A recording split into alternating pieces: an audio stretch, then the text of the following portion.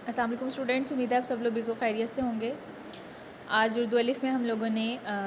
سبق نمبر 10 جو کہ ہے ملکی پرندے اور دوسرے جانور، اس میں سے عبارت کی تشریح جو ہے وہ کرنی ہے، ٹھیک ہے۔ تو جو عبارت ہم نے لی ہے تشریح کے لیے وہ صفحہ نمبر 81 پر ہے۔ یہاں سے الو بردبار اور دانش مند ہے لیکن پھر الو ہے، وہ کھنڈروں میں رہتا ہے لیکن کھنڈر بننے کی وجوہات دوسری ہیں۔ الو کا ذکر پرانے بادشاہوں نے اپنے روز نامچوں میں اکثر کیا ہے لیکن اس سے الو کی پوزیشن بہتر نہیں ہو سکی۔ الو کی 20 قسمیں بتائی جاتی ہیں، میرے خیال میں 5-6 قسمیں کافی تھیں۔ ویسے الوؤں کی عادتیں آپس میں اس قدر ملتی جلتی ہیں ایک الو کو دیکھ لینا تمام الوؤں کو دیکھ لینے کے مترادف ہے، ٹھیک ہے۔ یہاں تک ہمارے جو ہے وہ عبارت ہے،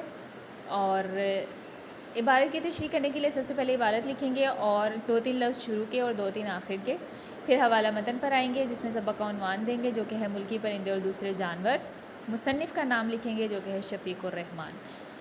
حل لغت پر آئیں تو اس میں مشکل الفاظ کے معنی تحریر کرتے ہیں، لہٰذا جتنے بھی عبارت میں مشکل الفاظ کے معنی ہوں گے وہ ہم لکھیں گے۔ بردبار یعنی تحمل سے کام لینے والا، برداشت سے کام لینے والا یا صبر کرنے والا، ٹھیک ہے۔ دانش مند، عقل مند، روز نامچہ، ڈائری، مترادف، جیسا یا برابر۔ تشریح کی طرف آئیں تو پچھلی دفعہ بھی جب ہم نے پچھلے سبق نمبر 9 کی عبارت کی تشریح کی تھی تو میں نے آپ کو بتایا تھا کہ سیاق و سباق جو ہے وہ اب ہم نہیں لکھیں گے، کیونکہ ہمیں بورڈ میں آنے والے پرچے کے مطابق سوال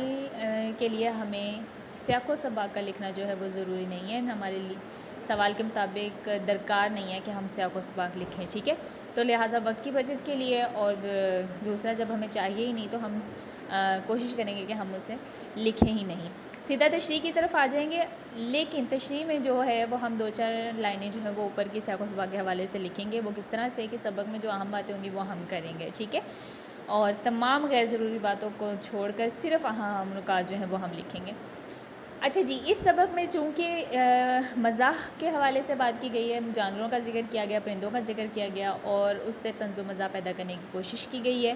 اور کوئی ایسی خاص کہانی نہیں اس میں بیان کی گئی کہ جس کو ہم 2-4 لفظ میں اہم نکات کے ذریعے پیش کر سکیں، لہٰذا اس کا جو سیاق و سباق جو میں نے 2-3 لائنوں میں لکھا ہے وہ اس طرح سے ہے کہ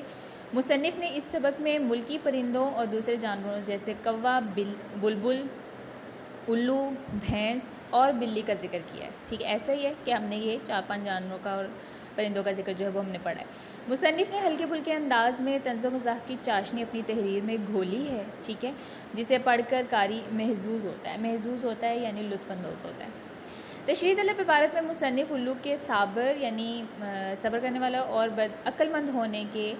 بارے میں کہتا ہے کہ اگرچہ الو بے وقوف نہیں اور نہ ہی بے صبر ہے لیکن پھر بھی الو ہی کہلاتا ہے۔ الو اکثر کھنڈروں میں یا ویرانوں میں پایا جاتا ہے، مگر وہ جگہیں الو کی وجہ سے ویران نہیں ہوئیں، ان جگہوں کے ویران ہونے کی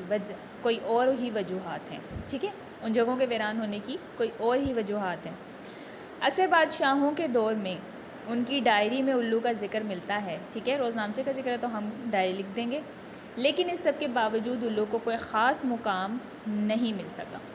الوؤں کی 20 سے زائد اقسام بتائی جاتی ہیں، حالانکہ 5 یا 6 اقسام بہت تھیں، کیونکہ تمام الوؤں کی عادات اس قدر ملتی جلتی ہیں کہ ایک الو کو دیکھ کر ہی تمام الوؤں کو دیکھا جا سکتا ہے، ٹھیک ہے۔ تو اس تشریح طلب جو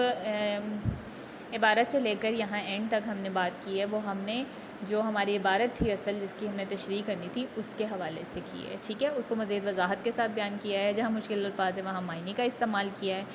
اور بات کو کھول کر بیان کرنے کی کوشش کی ہے، ٹھیک ہے۔ تو آپ لوگوں نے خود بھی کوشش کرنی ہے سبق میں سے 2-3 لائنیں اٹھا کر سطریں لے کر اس کو خود سے اس کی تشریح کرنے کی کوشش کرنی ہے۔ آج کے لیے اتنا ہی، اجازت دیجیے، اللہ حافظ۔